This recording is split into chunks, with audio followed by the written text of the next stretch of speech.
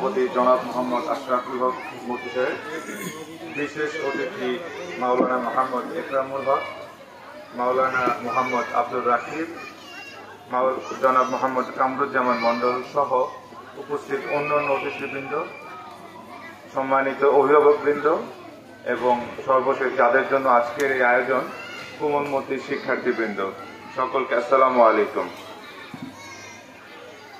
আজকে এই দিনটি আমার জন্য অত্যন্ত সৌভাগ্যের একটি দিন বলতে হবে।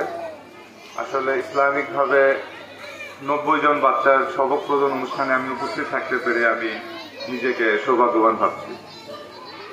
এর আগের বক্তারা অলরেডি বলে গেছেন যে আমরা অনেক কষ্ট করে এখানে আসছি, কিন্তু আমাকে বলতেই হবে যে এই কষ্ট আসলে এটা কোনো কষ্টই না।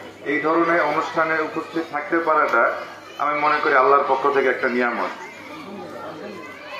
এবং অভিভাবক বৃন্দের কাছে আমি আরেকবার ক্ষমা চেয়ে নিচ্ছি, কারণ আমাদের জন্য তারা আসলে অনেকক্ষণ অপেক্ষা করে আছেন এবং আমাদের হয়তো অনুষ্ঠানটা শুরু করতে প্রায় 40-45 মিনিট দেরি হয়ে গেছে।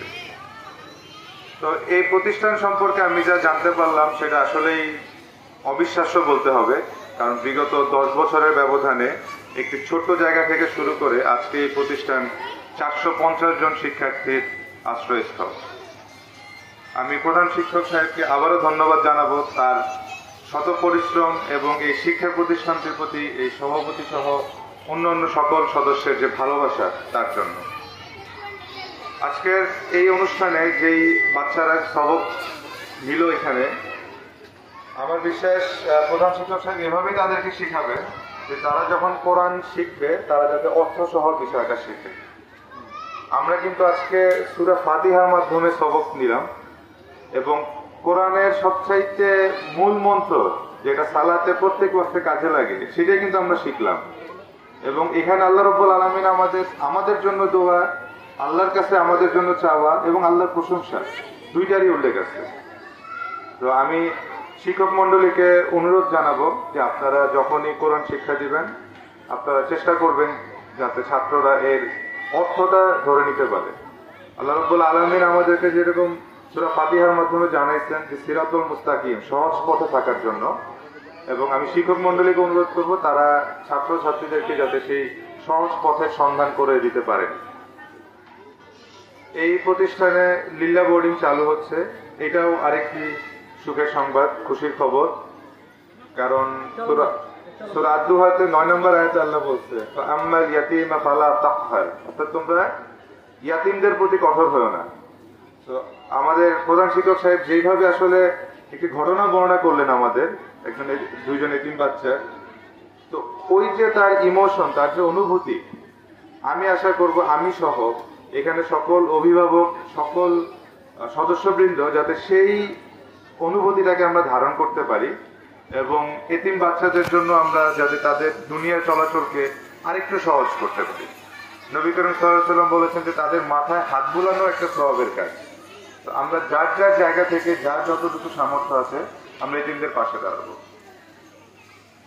আমি সভাপতি সহ অন্যান্যদের বক্তব্যে বুঝতে পারলাম আসলে এই এলাকার লোকজন শিক্ষা প্রতিষ্ঠানটাকে কত ভালোবাসে, এবং আজকে আসলে 4:45 বাজে আপনাদের এই উপস্থিতি সেটারই প্রমাণ।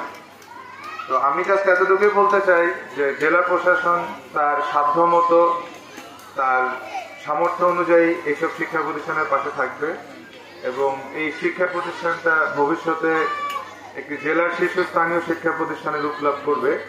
সেই বিষয়ে যত রকম সহায়তা প্রদান করা সম্ভব জেলা প্রশাসন আমার বিশ্বাস তার পাশে থাকবে। এবং আমি আপনাদেরকেও ধন্যবাদ জানাতে চাই, আপনারা একটি শিক্ষা নগরীতে আছেন, এটাও একটা সৌভাগ্যের বিষয়।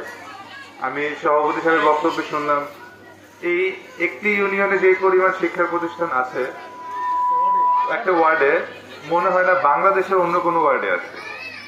সেই ক্ষেত্রে এইরকম ওয়ার্ডে বসবাস করতে পারা কিন্তু একটা সৌভাগ্যের বিষয়। তো আমি আশা করব যে আপনাদের সন্তানরা যাতে কেউই এইরকম ওয়ার্ডে থেকে যাতে কেউ নিরক্ষর অশিক্ষিত না থাকে। আর আরেকটি কথা আসলে না বললেই নয়, সেটা হচ্ছে এখানে কোরআন শিক্ষার পাশাপাশি ছাত্রদেরকে দুনিয়াবি লাইনে কামিয়াব হওয়ার জন্য যে শিক্ষা দেওয়া হয় সেটাও প্রশংসনীয়।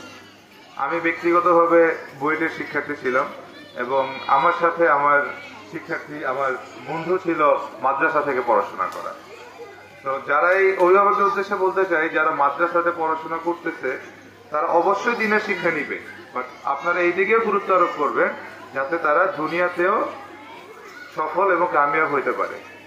আমরা আসলে যখন আল্লাহর কাছে দোয়া করি, প্রিন্সিপাল সাহেব আরো ভালো বলতে পারবেন, আমরা কিন্তু আল্লাহর কাছে দুইটাই চাই, যে আল্লাহ আমাকে দুনিয়াতে সফল কাম করো এবং আখিরাতেও আমাকে সফল কাম করো।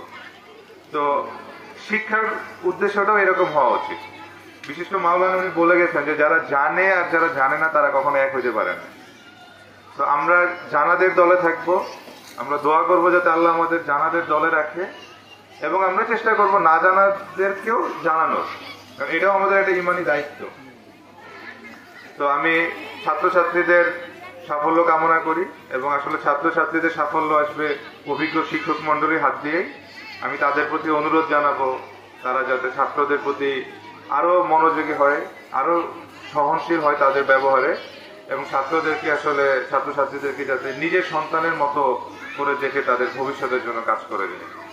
আমি অভিভাবকদেরকে অনুরোধ জানাবো আপনারা শিক্ষক মন্ডলীর সাথে সর্বাত্মক কানেক্টেড থাকবেন, যোগাযোগ বজায় রাখবেন। আপনাদের সমস্যা বা আপনাদের কোনো কিছু প্রয়োজন হলে এভাবে তাদেরকে জানাবেন, এবং আমার বিশ্বাস তারা চেষ্টা করবে আপনাদের সমস্যাগুলো সমাধান করার জন্য।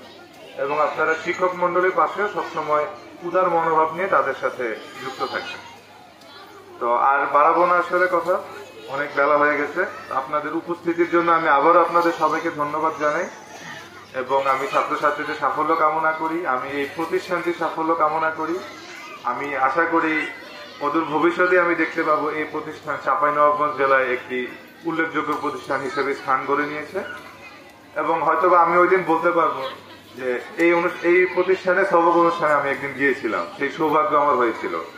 আজকের এই অনুভূতিটা যাতে আমার জন্য সৌভাগ্য হয়ে থাকে, এবং ভবিষ্যতে যাতে আমি বলতে পারি যে না, অমুক দিনটা আমার জন্য খুবই ভালো ছিল, সেই আশা ব্যক্ত করে আমি সকলের সুস্বাস্থ্য কামনা করি, এবং সকলকে আল্লাহ দীর্ঘ হায়াত দান দারাজ করুক, সেই আশা ব্যক্ত করে আবারও আমি সবাইকে ধন্যবাদ জানিয়ে শেষ করছি।